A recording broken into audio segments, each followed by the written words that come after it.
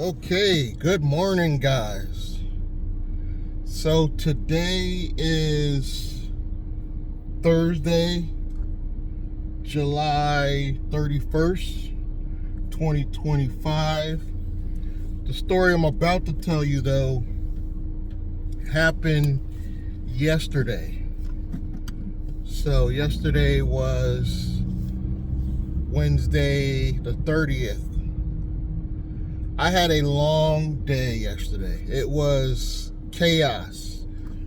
For some reason, probably because it was a nice day. Excuse me. Probably because it was a nice day yesterday. There was a lot of traffic. People were driving crazy yesterday. And I just had dropped somebody off in Bristol, Connecticut, for anybody that's familiar. Not far from Waterbury, Connecticut. And I was just driving down the main road. There's a Cumberland Farms, a little bit up the road from that, Pine Street. So I'm driving down the road. I think the guy wasn't paying attention. There was a guy in I think it's a Jeep Patriot. I think that's what you call them, Jeep Patriot. And it's an older model, 2012, I believe he told me. And he rear-ended me, and I think he was looking down, maybe looking at his phone or something. He rear-ended me. The impact felt bad. It felt really bad of an impact. I was like, I really was jarred like this. The guy was very friendly, very feminine acting. Not that it matters, but I believe he was gay, just how feminine he came off. I could be wrong, I'm just saying. Very friendly though, very friendly guy. He was concerned of my well-being, and he said he got full coverage through Allstate. Even though he owned the vehicle, he had full coverage. So that was good, because if it happened in Waterbury, Connecticut, no offense to people in Waterbury, but most people in Waterbury, for some reason, don't have insurance. I'm just saying. So he had full coverage. I immediately called the police. And thank God my Samsung, when I call 911, I don't have to do anything special. Some of these cell phones, you gotta like pre-program emergency in the phone. I was able to just call 911. The police were quick, and I gotta give props to the police department in Bristol, Connecticut. They came very fast. Literally, I think it was like 10 minutes. It was like quick. 5-10 minutes they were there. Put the report in. I do got minor bumper damage. I knew I was going to get rear-ended this year. I think I said it in a previous video. I knew it was coming because people just drive crazy. And my past few accidents I've been in, I've been rear-ended. So, no homo.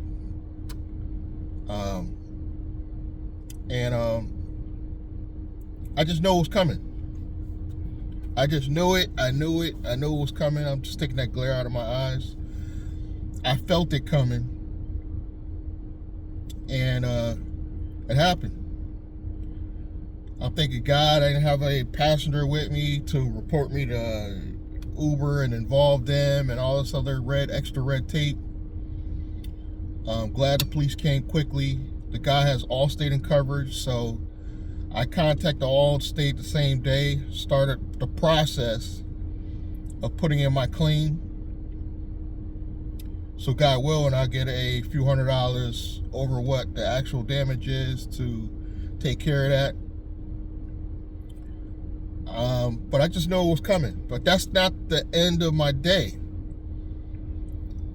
Within hours of that happening, I'm talking literally hours from that happening, I would say that accident happened around 11, before noon, sometime before noon, so it was about 11.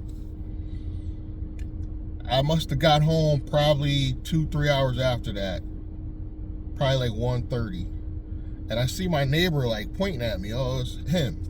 My neighbor thinking it's the police because I called my neighbor.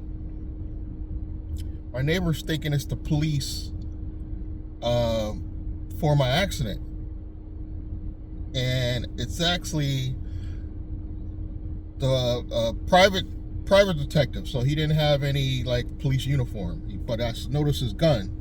And I'm like, oh, here we go. I'm not a criminal, so I didn't automatically think the worst, but I'm like, oh, here we go. What's going on now? The guy comes up to the car. He tells me one of my passengers stole something while I was doing Uber. Crazy. And he even said that Uber doesn't like to, I don't even know how to put this, but Uber doesn't like to work with police. They work with police, but they like to, there's a lot of obstacles that Uber puts in place to protect passengers, as I'm sure a lot of you drivers know. They're more concerned about passenger safety than drivers. So I was able to locate in the app the ride, but because he has to give all my information to give to Uber just to get information on the passenger, I was like, oh man, now I'm in the middle of an investigation. He's like, no, you're not in trouble or anything. Shows me a surveillance picture of my car. Doesn't show the girl getting out of it, just has a surveillance picture of my car, so I guess leaving the situation. And I think I picked her up, and the information in Uber says where the address I picked her up at, but it doesn't say the exact drop-off. It just says a drop-off street. And I couldn't tell him. You know, he's asking me about specifics about her tattoo and where'd I drop her off at. I was like, sir, I do a lot of rides. And he's like, oh my God, you did 10,000 rides for Uber? I was like, yeah, did a lot of rides. And he was impressed that I was, you know, doing Uber so long. I was like, yeah, I'm a veteran driver. I don't know for how much longer with the pay, but, and I gave him information I could. He was trying to get me to check the Lyft because it looked like it was in Uber around the same time. He said it was like 10:50 something, but the Uber trip was around 10:30 something. So there was a little discrepancy in the time, but it was the exact same street he was talking about, was where I picked her up at. And it was a lousy, this is the crazy part, it was a lousy $4 ride, 4 and some change. Passenger probably paid $10 or something like that. And I couldn't even get that far of a date in the Lyft app just to even check. But Uber, I was able to locate what I think was a ride, gave that to him. I had to give him all my information on Uber. He did show me he was a police officer. He gave me his business card. I had to give him all my Uber information, email, my phone number. He literally could hack my account right now if he wasn't police, law enforcement. And he was able to locate what we think is the ride, but he's obviously got to get more details from Uber. And it's like I'm telling him that, you know, Uber tries to hide a lot of stuff from drivers, so we really don't have a lot of details. And he's like asking me specifics about the passenger. From the picture, it looked like a young woman, either from teen to 20-something years old. From the picture, she looked Hispanic.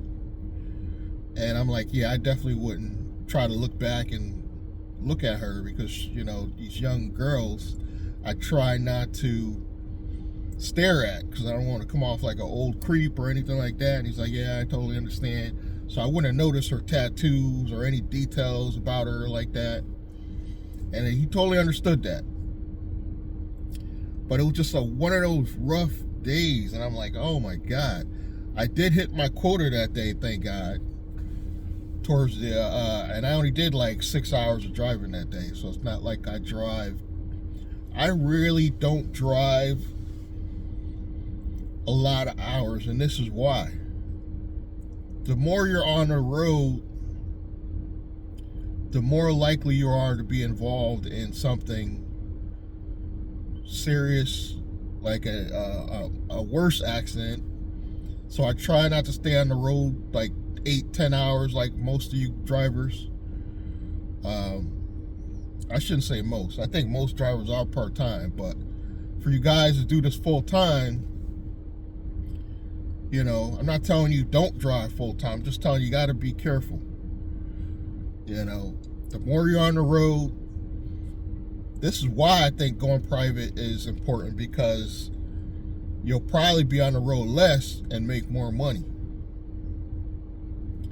The more you're on this road, the more likely you are to get into an accident.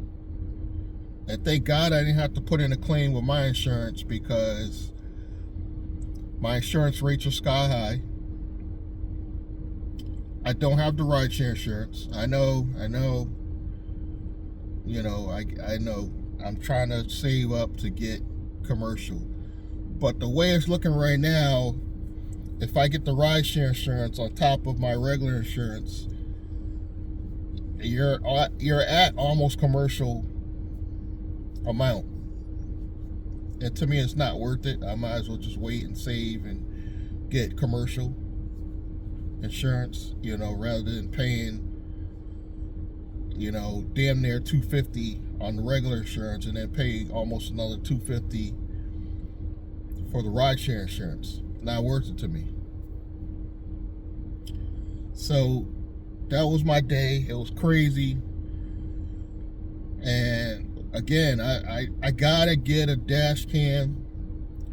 I'm sitting there preaching to you guys about the importance of getting a dash cam. And because I was part-time and I drive during the day, that was my excuse.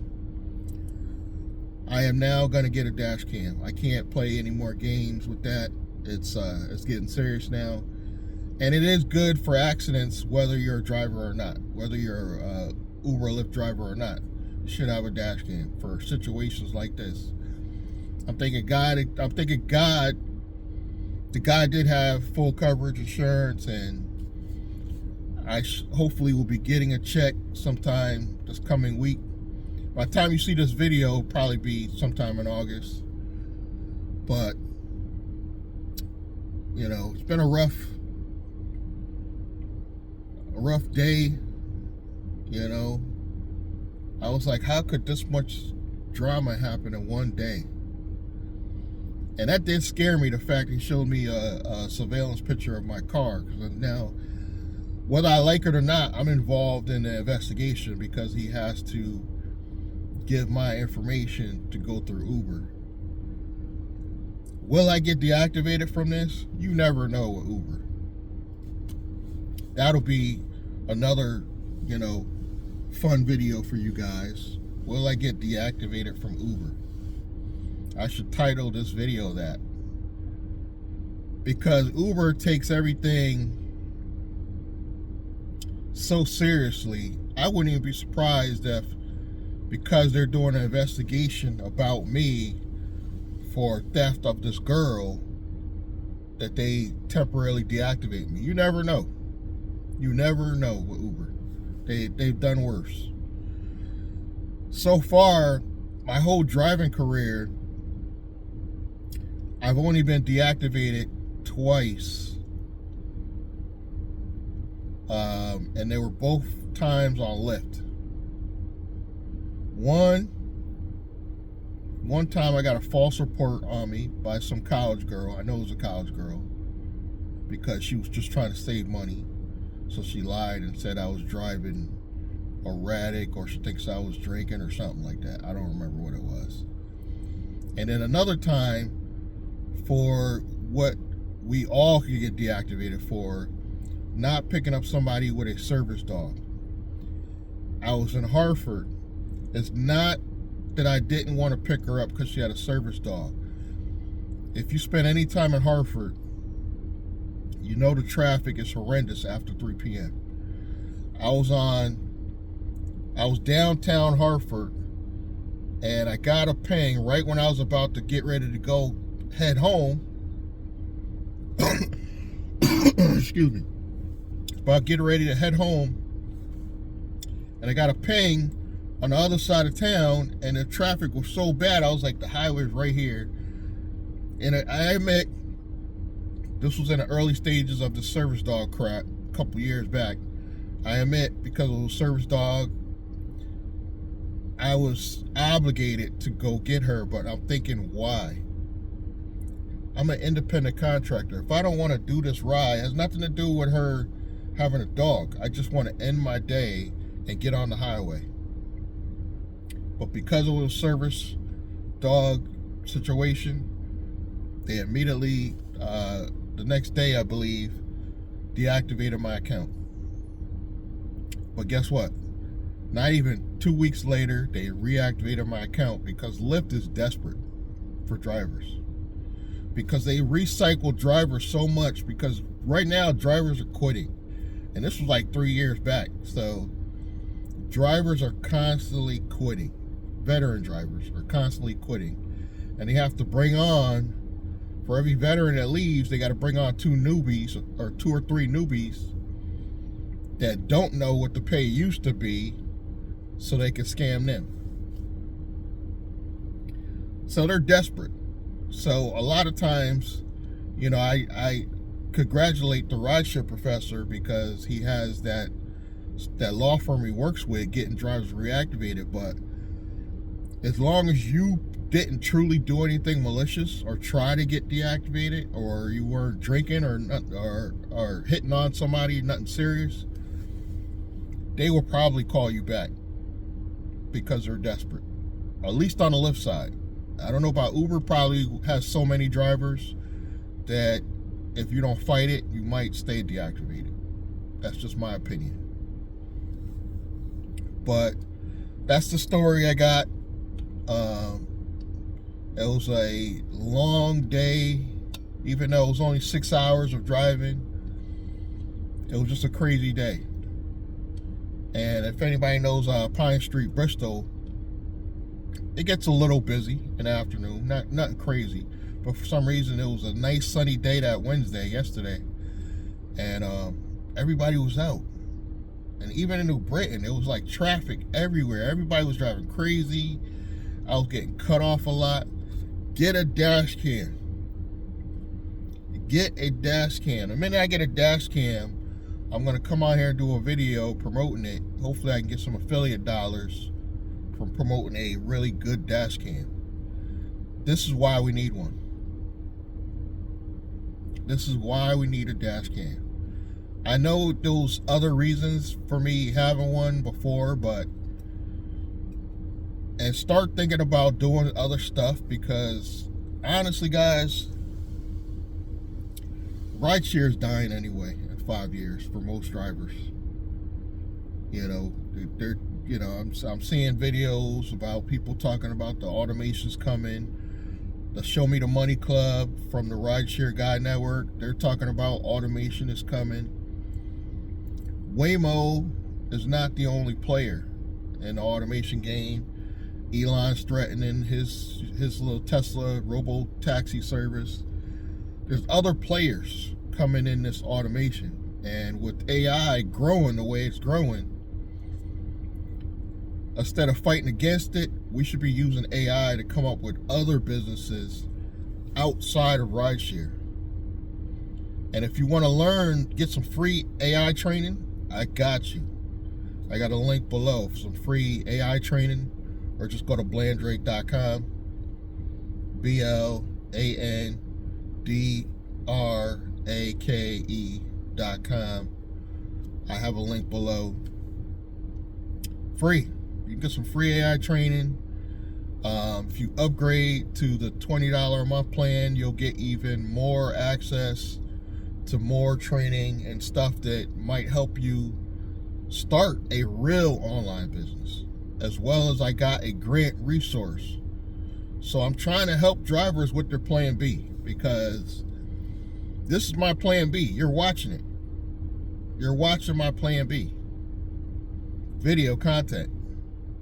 You know, this is going to help me get to the next level, because this is how I get my audience to go check out my future affiliate stuff and what I got going on. This is my traffic source. I got literally like 5 YouTube channels. So I'm already thinking about the future. And I use AI. I don't even edit my videos. So I'm using AI for my short form content. So you got to start using this stuff for your benefit. I'm sure you guys are hearing it. AI is making people millions of dollars with no employees. I don't have to be convinced of this stuff, because I'm using AI every day. Every single day I'm using AI in some form or some fashion. I can't even come up with emails that are professional looking, so I'll use AI for that. My titles, my short form videos, video ideas even, AI is good for. And somebody in the comments in one of my videos had the nerve to comment and say, oh, he thinks he's doing something big because he's using AI for his YouTube titles. I was like, I didn't think I was doing nothing big. I'm just telling people that ain't using AI what they could use it for. And you always got some smart aleck that is probably a software engineer that wants to downplay your intelligence. People in these comments, they kill me. They help me still, but they kill me with their comments. They really do. You know. So negative comments help too. So bring it on. You want to say something negative? Somebody was talking about what I wear. I don't have enough outfits. If you're looking at the clothing that I'm wearing in the video and you're not listening to the message, you're already lost. You're already lost, because there's no importance in what I'm wearing. If I wear the same shit every day, that's not important. That's what kills me. That's not what's important. The important thing is you listening to the message that I'm trying to give you. And the funny part is, they said with all due respect. How are you going to start with all due respect and then insult me? Crazy. And another comment. Somebody said, well, how are you going to insult your people that watch your videos? And I'm like, because I said a lot of people have a short attention span, so they won't watch a full long form video. If I'm insulting you, that just means that you're one of those people. I'm not saying everybody have a short attention span, but a lot of people have a short attention span. This is why short form content does so well. A lot of people won't watch this video to the end. They just won't. Not because it's not good, because you could get a video that's 3 times better than mine. They won't watch it to the end because most people have a short attention span. If that's insulting you, then you're one of those people. You know. But like I said, bring on the hate, bring on the support. It all helps. My journey's a long one, hopefully, God willing. The longer I live, the longer the journey will be. You know, hopefully I got another 40, 50 chapters of life. God willing. I don't got no wood, but God willing, I got 40 or 50 more chapters to give you on YouTube. And I look forward to it. You know, I enjoy this. I enjoy sharing the message that hopefully can help others. So if you want to support me for free, and you want to get that free training, go to the links below. Please subscribe to the channel if you're at all interested. Like the video, share the video, click the bell icon so you get updated when I post another video.